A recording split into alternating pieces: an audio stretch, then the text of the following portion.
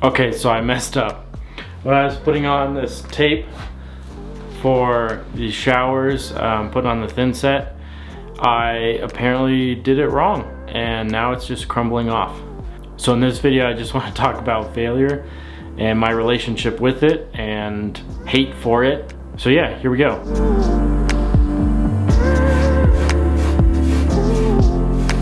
So this failure at the house, it's not the biggest deal. It really sets me back like multiple days because I bought the wrong type of thin set and applied it wrong, so I basically have to redo both of the showers in the house, which isn't fun.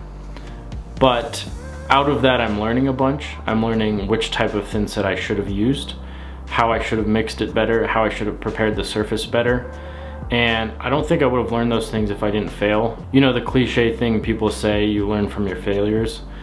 I can't argue with that. It's 100% true. Personally though, I hate failing. I will go out of my way to fail safe whatever I'm doing so it doesn't fail. And in my life I've really seen that be a detriment and prevent me from doing what I really feel called to do. There's been many times in a job or some type of situation that is an opportunity where I basically say, hey, I know what I can do. I know this route, so I'm gonna take this route. There might be a better route and I might test some things along the way, but I'm gonna take the route I know will work, even though I see people around me testing new routes and succeeding, growing by leaps and bounds. I'm not the person to do that. I know people, I have people in my life that are very go-getters, and not to say that I'm not, because I really am. I just go about it a lot differently than those people that you know I'm talking about. They just go for it, they fail, and say, cool, now I know how to succeed, and then they go succeed, and it's as simple as that. I've been trying to be like that for years, and I think it's just my own will. I just want to do it my way and know it works and not have to suffer all the consequences of failure.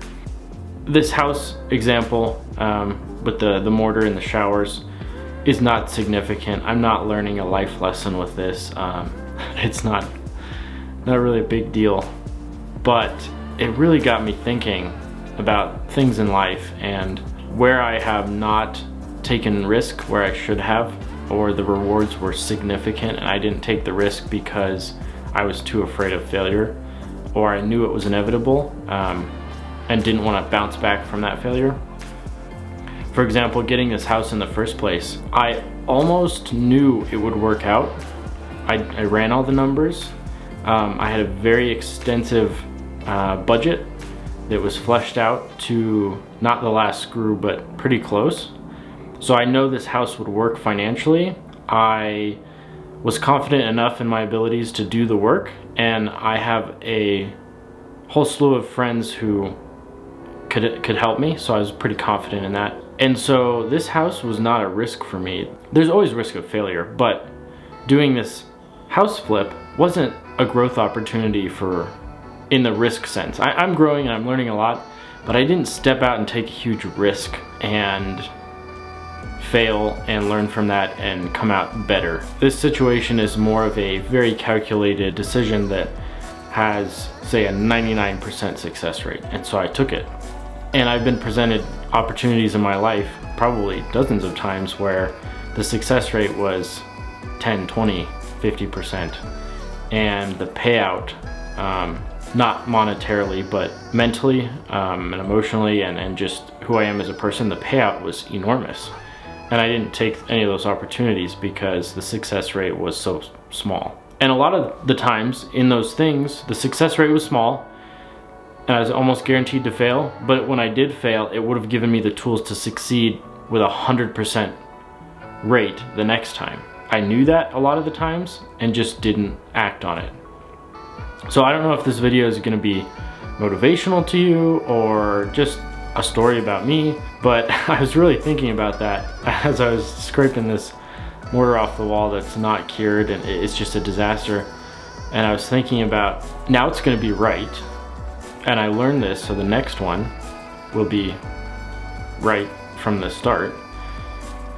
And what else in my life have I just not let failure teach me a lesson in, because I just stayed so far away from failure or risk that I missed a whole lesson in life by not failing and learning through that.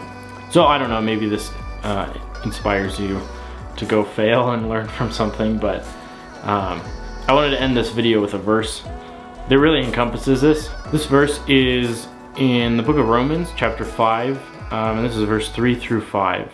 More than that, we rejoice in our sufferings, knowing that suffering produces endurance, and endurance produces character, and character produces hope.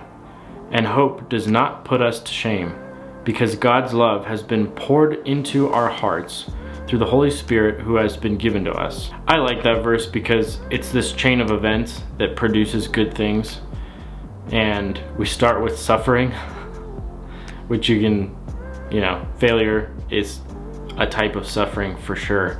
You're suffering through that failure, that correction, whatever it is. But it says suffering produces endurance, which I think we can all agree that suffering through something basically forces you to have endurance through that situation. And it says endurance produces character. So you're building up your character, you're learning new things, you're becoming hard to some of the things you need to become hard to, and your heart's softening to the things that it needs to soften to. It says character produces hope. As much as I think we would like the hope to be first, suffering produces hope, so you just suffer, and every time you suffer, now you have hope. No, you got to go through this process. And the last thing it says is hope does not put us to shame, because hope is real. And if you have something to hope for, that you are fully convinced is worth hoping for, that's the end of the road. You've learned from your failures, you're better, your character is built up, and now you move on to the next thing you have to suffer through to build your character even more. And of course, from my perspective, that building of character in this process leads to becoming more like Christ.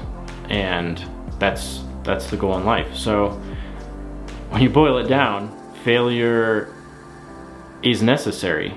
Whether you're a Christian or not, if you're striving to be a certain type of person, failure is necessary, because failure drives us to that character that we want to become. So I don't know if that was helpful or not, but I just kind of wanted to get that off my chest as I'm thinking about failure today all day long, and wondering what the next thing I'm gonna realize I failed in is, and how I'm gonna handle it. But yeah, have a great day.